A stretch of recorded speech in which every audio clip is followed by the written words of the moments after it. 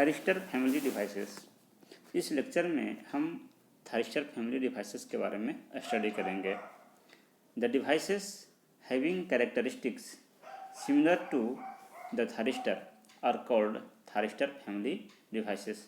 यानी वैसे power electronics devices जिसका कि कैरेक्टरिस्टिक्स थायरिस्टर के कैरेक्टरिस्टिक्स से मिलता जुलता है, उसके सिमिलर है, ऐसे डिवाइसेस को थायरिस्टर फैमिली डिवाइसेस कहा जाता है या थायरिस्टर फैमिली के अंतर्गत इसको रखा जाता है।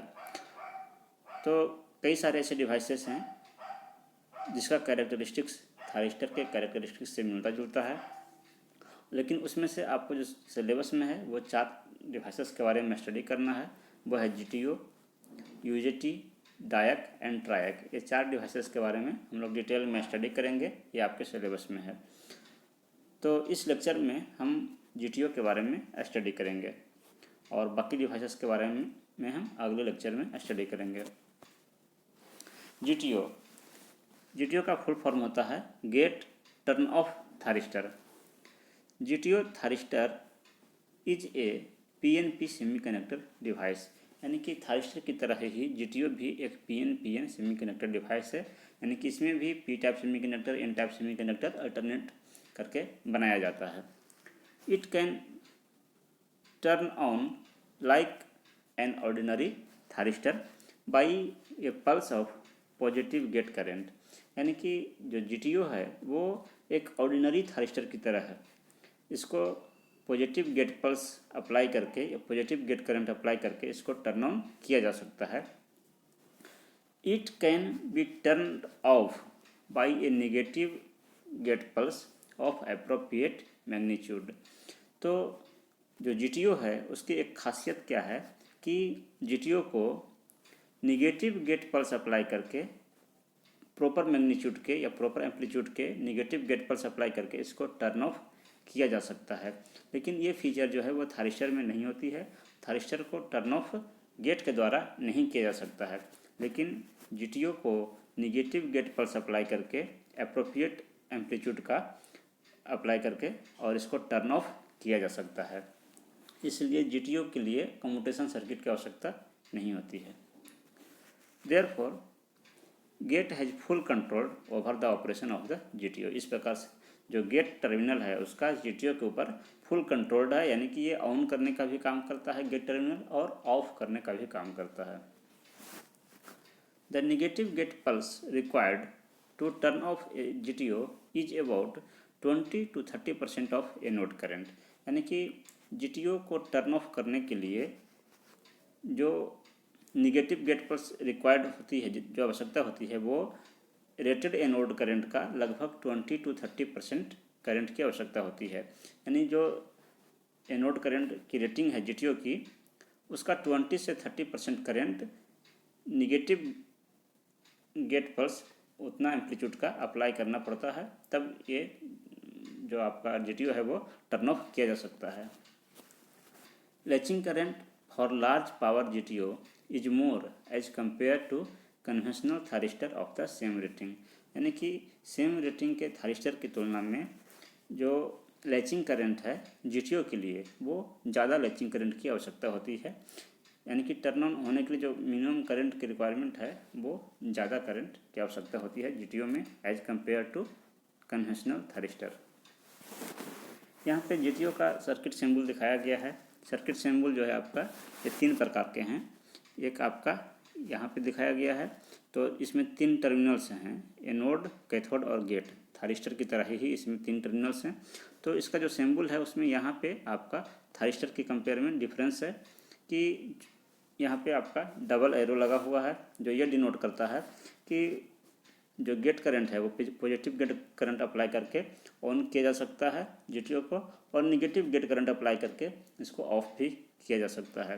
तो उसी प्रकार से ये भी आपका GTO का सिंबल है और ये भी आपका GTO का सिंबल है। तो तीनों सिंबल जो है आपका GTO का है। अब हम डिस्कस करते हैं GTO का कंस्ट्रक्शन। तो यहाँ पे जो फिगर है इसमें आपका GTO का कंस्ट्रक्शन यह शो किया गया है।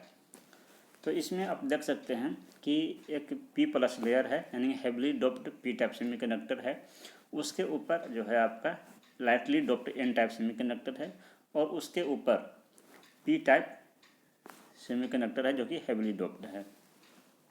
तो जो ऊपर वाला जो आपका P type heavily doped semiconductor है उससे आपका गेट टर्मिनल कनेक्टेड होता है और इसी पी प्लस लेयर से 2 N प्लस लेयर भी इसमें इंटीग्रेटेड होते हैं और इन दोनों N प्लस लेयर से आपका कैथोड टर्मिनल का कनेक्शन किया जाता है।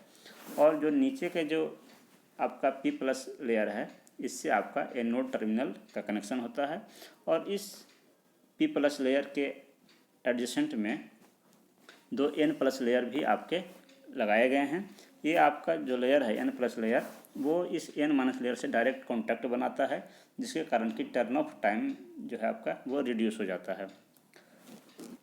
तो ये जो है आपका, और साथ ही साथ इसमें ये एनोड जो है इसका पी प्लस लेयर और ये N प्लस लेयर जो है आपका आपस में शॉर्ट होता है इसलिए इसको एनोड शॉर्ट भी कहा जाता है।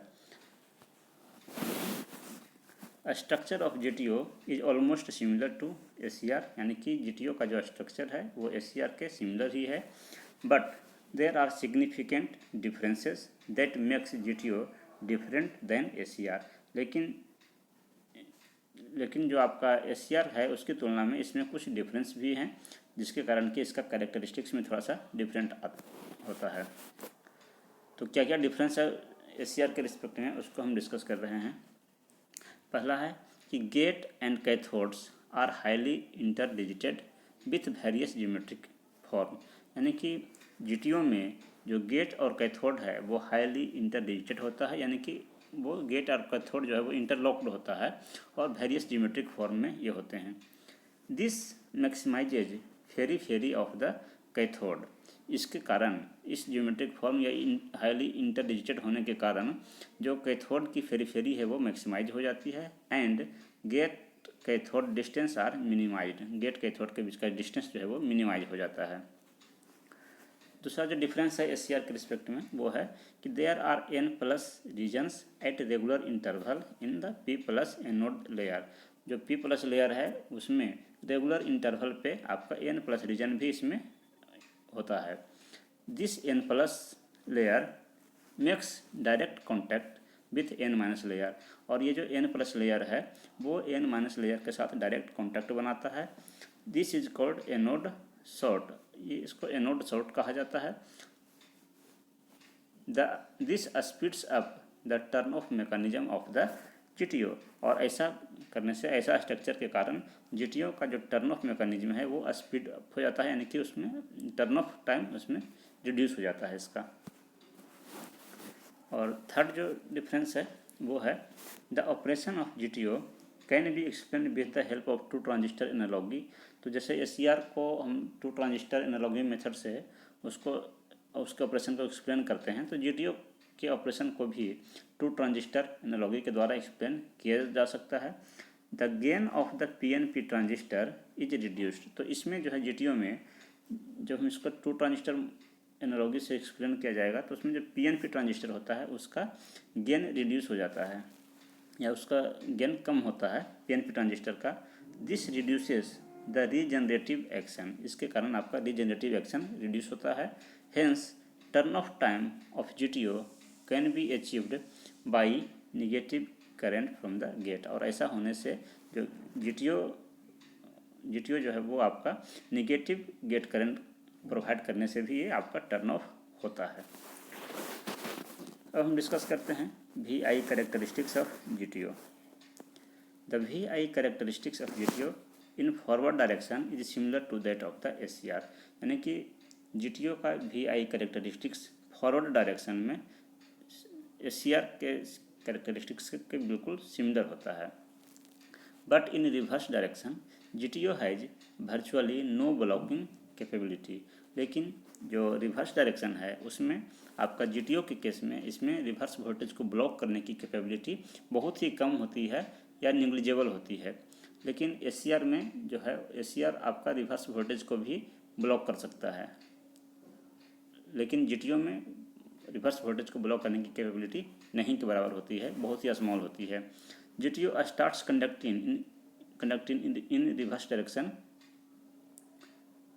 वेरी स्मॉल रिवर्स वोल्टेज, यानी कि बहुत ही स्मॉल रिवर्स वोल्टेज अप्लाई करने पर ही ये आपका रिवर्स डायरेक्शन में कंडक्ट करने लगता है।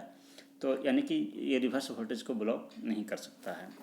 This is because of the anode short structure, और ये ऐसा एनोड शॉर्ट स्ट्रक्चर होने के कारण ऐसा होता है कि आपका जो रिवर्स वोल्टेज ब्लॉक करने की कैपेबिलिटी इसकी रिड्यूस हो जाती है। तो ये आपका VI कैरेक्टरिस्टिक्स है GTO का। तो आप देख सकते हैं कि जिसका फॉरवर्ड कैरेक्टरिस्टिक्स है वो आपका थारिस्टर के VI कैरेक्टरिस्टिक्स से मिलता जुलता है, बिल्कुल सिमिलर है, लेकिन इसकी जो रिवर्स वोल्टेज कैपेबिलिटी है वो बहुत ही कम है, जबकि आपका थारिस्टर के केस में ये कैपेबिलिटी ज़्यादा होती है।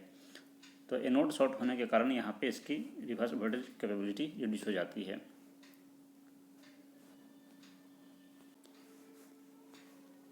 अब हम इसका GTO का एडवांटेज डिस्कस करते हैं। एडवांटेज फास्टर स्विचिंग स्पीड, यानी कि इसका जो स्विचिंग स्पीड है वो फास्ट होता है GTO का।